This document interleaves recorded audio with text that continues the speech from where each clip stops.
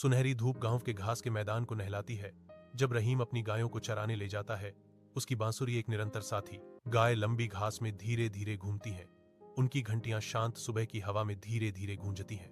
रहीम की बांसुरी एक साधारण गीत गाती है, जो सुबह की औस की तरह शुद्ध माधुर्य से घास के मैदान को भर देती है। संगीत में खोए हुए रहीम का चेहरा शांत है, जो प्रकृति की शांत सुंदरता के साथ उनके गहरे संबंध को दर्शाता है।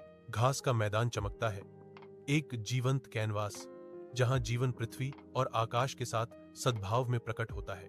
गांव के पास एक खेत में एक बूढ़ा आदमी बेबस पड़ा है, क्योंकि ग्रामीण डर से भाग रहे हैं। रहीम डरपोक भीड़ की अवहेलना करते हुए अटूट संकल्प के साथ बीमार आदमी के पास जाता है। रहीम धीरे से पानी देता है। उसका चेहरा चिंता से भरा हुआ है, क्योंकि वह आदमी को ठंडी छाया में ले जाता है। बुजुर्ग के चेहरे पर राहत छा जाती है।